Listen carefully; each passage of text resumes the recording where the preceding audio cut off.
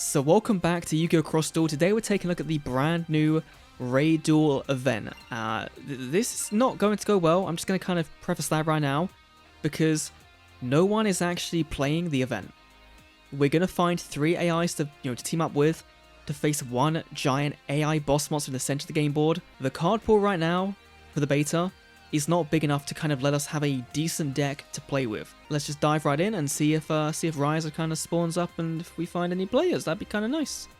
Okay, so we are now into our game on the wind field, going against Raiza the Storm Monarch. We have, oh my god, we have players. This is the first time this has happened. We have real people. Okay, so this should be fun, because now people are going to be playing. Hopefully they know what they're doing, right? Because there's a lot to this mode. So first of all, the boss phase, we're going to be summoning out Raiza to the field. Look, this guy has an insane animation. Look, it's so good. 50,000 attack points, and there's so many little things. So we're going to wait for the field to spawn. There we go. Okay, so we're facing his back, his weak point immediately, which means we can deal extra damage. But you will see on the field here, 2 little objects have been spawned, and of course he's summoned a monster as well. So these are shields, these little wind crystals, sorry, and every turn while they're up, 2 random lanes are going to be targeted to be bounced back to the hand, which means we're gonna have to play some bouncing protection cards, and we got to try and beat this Storm Vassal as well. So I have some protection on this, I have protection on this, but I have some anti-shield damage here. I have protection on here, but with the Boss Buster, and we have nothing here. So we're gonna summon our Wine Dragon in attack mode. And we're gonna equip it with our mask, but we're also going to try and start whittling away to that wind item on the left. And you summon your Jama Black as well. So let's see what our friends do, our teammates do with this. Going for a wide right hand as well. Okay, His Quillbolt has, I believe, yes, it has. No, it doesn't. Oh, it doesn't. No, that's the thing. Where's the Quillbolt? Let me take the Quillbolt. Come on. Yeah, okay. Oh, he has anti-shield, really, not anti-object. So follow wind coming in, going to be boosting attack points up, and I just realized I'm actually going to lose this because the boost here isn't going to be enough. Damn it. Damn it, the boost isn't enough. Like, that only does damage to raid boss as well. Ah, that's annoying. So as you saw over there, one of our guys' cards got bounced back to hand because of the wind crystal. But now I have the I'm just going to play this now because I feel like we kind of have to. Just to try and get rid, or not get rid of, but chip away at the Storm Vassal's attack points a little bit. But this is the kind of flow of the game. You have a boss phase where Raiza makes his move, he'll attack us directly, he might summon more objects, he might summon some monsters. And then we have our battle phase where we kind of decide what to do. So if you've seen Tag Duel gameplay, you will know that these zones here, like the right zone here and left zone here, when you reach the other side here, your monster dies and then you heal for like 500, 1000, 1500 depending on the level. So, but here, these objects here, we've got to take these down. So here you can see the Quillbolt is probably going to, well, we're going to be attacked first of all for 100, which is not very nice. But you're going to see our Soldier of Stone and the Ojama here try and take down these shields. So Quillbolt's going to come in, take down one shield and then die. And our guys here are going to take down all the shields and then die. So now the Raid Duel boss has one less effect into next turn. And the one we got rid of was the Black Wind Crystal. So the Black Wind Crystal would deal 1,000 extra damage, which means we're going to be taking 1500 this turn, which is pretty nice. But we are going to need to start actually, moving towards the point. And here on the left we do have our soldier going for the life point, so we can start to heal next turn after we take some damage. But it's just kind of annoying that turn 1 we had his back to us, which is a weak spot, which deals more damage.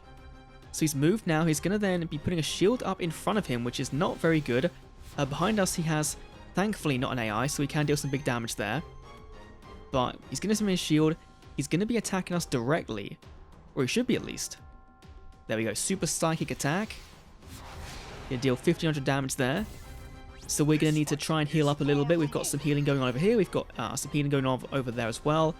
And this is going to be bouncing back this turn. This lane here, which is fine because both of our cards have bounce protection, which is really nice. But let's see what we do here. So, Sparkman is anti-raid monster, which we probably should have played last turn actually to kind of get rid of that, but it would have been bounced back to hand. So, here, let's go for Vorse Raider, right? And I think we just sit on that, because these two are going to gain us some life points back, and then this is going to deal a little bit of damage to the side of Raiza. But let's see what our guys are going to be doing.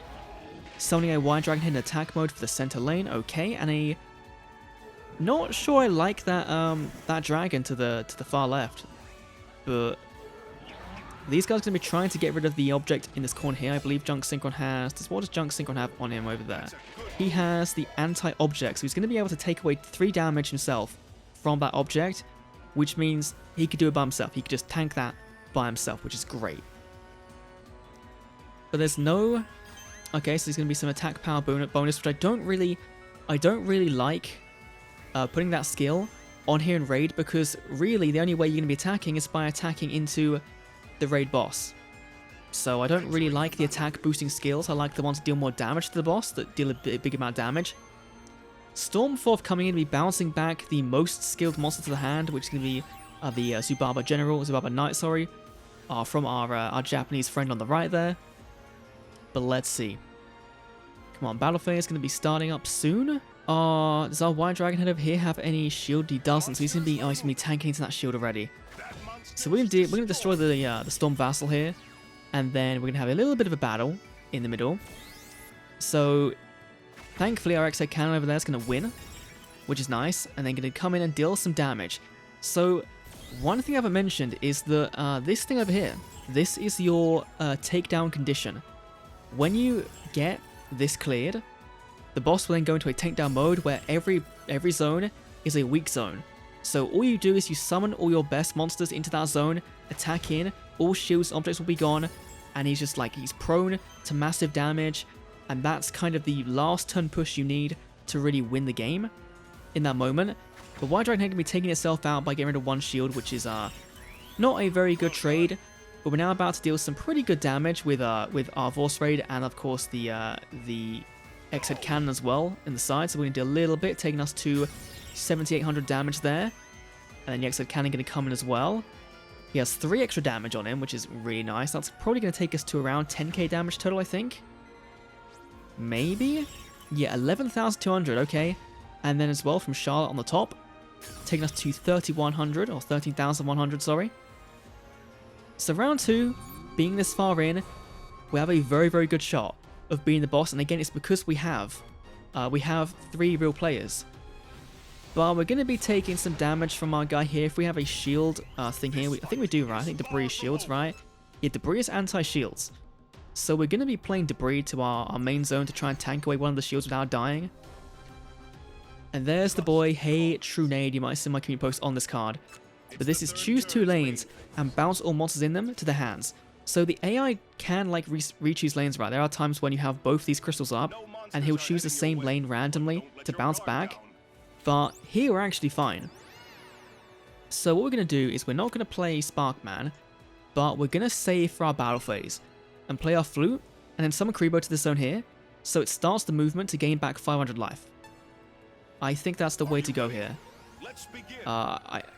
I do want more of these object destroying monsters in my deck, but I don't have any. Like, I have every card in the game, but there's just not that many cards you can actually use that have good effects for Raidor right now. It really is a thing of, over time, you're going to need to get more monsters to actually make this mode optimal and viable. And the cool thing as well is that if you've seen PvP gameplay, you'll know that your ace skill, your ace monster can have 3 skills, every other card in your deck, only 1. In this mode, it's unlimited. Every monster can have 5 skills on it if it wants to, if you have enough duplicates, which for the rares and normals becomes like a couple of hundred duplicates to make those slots open. So we're going to summon out our Karibo, let's just summon out the normal one, right, in attack mode over here, so it starts the movement to gain back 500 life. And hopefully, if it works how I think it does, we should be able to tank this first shield and not die to it from our Debris Dragon. Because usually you just attack in and then, you know, one of your life would tank out one of their shields. So I'm hoping that that works the way I kind of think it does, and we get a little bit of damage in as well. But we'll have to wait and see what our teammates do here. So Aquacore coming in, going to be boosting the attack points over there. He has a... what does he have in the background? Is that a Is that a junk? A 3700 junk warrior, okay. He has gone all in for the double damage. And he's going to get a decent amount with 2100 left on him. He's going to get a very good amount of damage in. So lots of things happening here. So junk warrior going to be coming in. No, we're going to be gaining a ton of life points, okay. Fine, we're now back up to 8k. Like, look at the, we just gained so many points there. And then we move forward. Debris Dragon deals that. Does it blow itself up? It doesn't. Please don't. Oh, it does as well. That's so bad, right? Like, I guess it's good because one monster can then tank 2 shields, which is what you kind of need. But the fact that Debris just dies, even though it has a anti-shield skill, really doesn't make much sense. But Raiza's going to be taking a ton of damage there. He just took like 4,000 damage. We're very close. We're so close to getting Raiza down. But he does have the I believe this is the Blackwind Crystal. He will be doing 25 damage to us this turn, which isn't fun. Not fun at all. But let's see.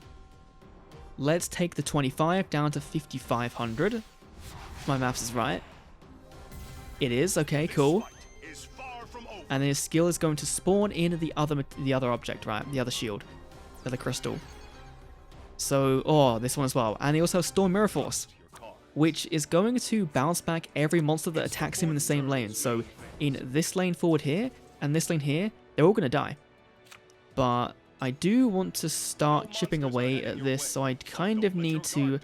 I don't want to, but I need to start chipping away at these shields, right? Because otherwise we're going to be taking a ton of damage. So I'm going to start chipping away at this. Again, I really do want some more cards that can work to really hit objects. That would be really nice, but so far we're not really seeing any in our deck. But we're saving Utopia, our Effect Utopia, for the final turn, the big push to win, because of that 1,500 bonus damage. Okay.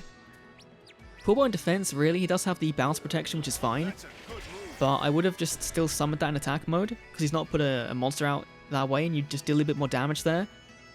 And especially with the, he has the anti-shield, which I guess if he plays a shield next turn, he does have some out to that, which is nice. But let's see how this goes. Lots of defense action, which, it does get, to be fair, it does get around the bouncing of the Stormy Mirror Force, but that's not really that big of an issue right now. And I don't know what's happening, but either the game has, like, one of our players have crashed, or the game is just stalling a little bit. It does this sometimes. Again, it's a beta, so it does happen, but we've been waiting here for a little bit of time to see what's happening. I really hope the game hasn't crashed, because I really want to show a full game to you guys of us actually, like, winning and beating this thing, because it'll be my first time as well. So, I really hope this hasn't completely crashed. It has. Oh, okay, no. So, this is the thing. Like, we're still in the game, right? We can still emote. We can still do all this stuff, right? But there's something that's not right. Oh, there we go. Okay. So sometimes it does just kind of stall up, right? And I don't know what that was for. Like, maybe it's a server issue, right? And the server needs to send back certain data. But we're going to pass this up. There's nothing we can really do. There's no spells we can activate. But let's see what happens here. So there's going to be a little bit of a battle on the left with this boy here, with the Storm Vassal.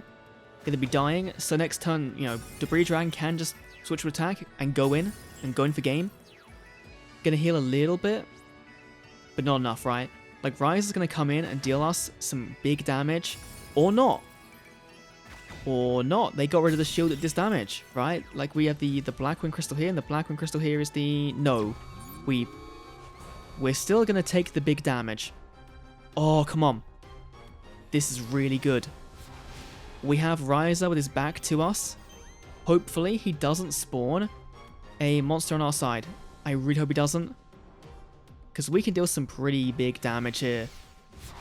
Like, if we go all in and summon Utopia... Oh, of course he did. Of course he summoned it, and of course there's the Monarch Stormforth, which will negate and bounce our skill.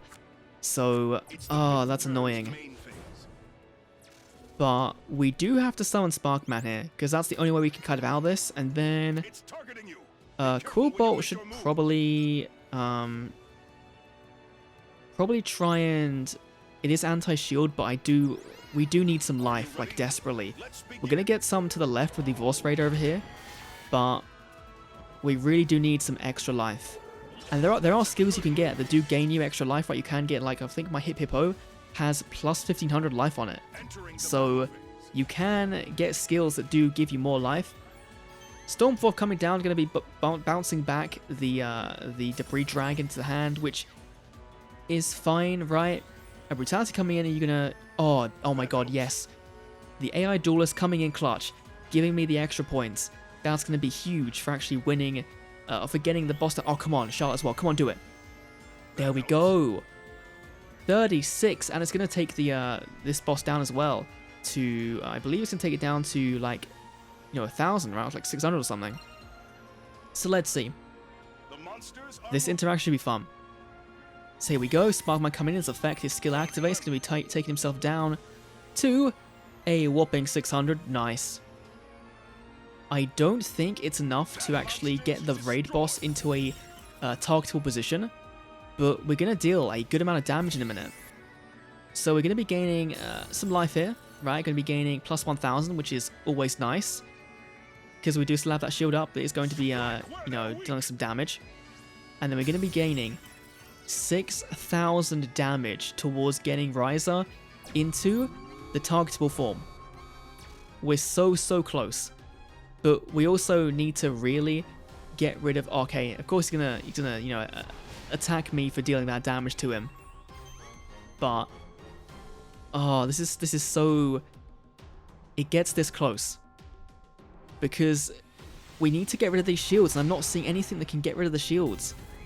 So maybe I should have, actually put my Quill Bolt to that lane to try and just pick away at that shield real quick. But... Oh, that's a really rough one. Okay, Ajama Black, you have on you have anti-object. Okay, cool. That's great. You can go in that lane and get rid of that object. That's fine. These two have bounce protection, which means we're going to be gaining some life points over here, which is nice. So we should survive this turn. And then it's really dependent on what Charlotte can do, if she can get rid of that monster as well. If our guys can put up some monsters in the middle zones, they're probably not going to. Right, now, so Debris Dragon going to be coming in and being used as a healing thing. Not really the defensive wall I would have gone for, right? But as long as we have enough life points to survive the turn, then I guess that's fine. And Battle Phase coming in. Skill activating, going to be boosting up its attack points, which doesn't really matter here, but it does have enough defense to wall off that Vassal. Okay, that's being bounced. Nothing happening there. Quillbolt's actually really cool. I think it's Quillbolt. What's he doing? What's Quillbolt doing? Quillbolt, what are you doing, Quillbolt? Let me... I don't know. Wait, let me click Quillbolt. The monsters are moving. But let's see. Quillbolt going to be taking down that shield to... Oh, just to 1. It's unlucky. And then our Ajama Black going to be taking down over here the shield down to 1 shield left, which does mean that we aren't in an amazing spot. We are going to be gaining some life point back. Plus 500 from this one, and then the the Vice Dragon, the Vice Dragon going to be gaining plus 15. That's really big. Making us plus 35. So we can survive one more attack, but he can spawn a shield this turn as well, which is really annoying. And of course he puts the shield to his back where he's most targetable, where he's most vulnerable. That's no good. This is not looking so good. Really isn't. And I've got to target that that crystal, because the plus 1k damage is so... Oh, it's so annoying. Plus the Radiant Mirror Force, we can't do damage either. No, that's not fair.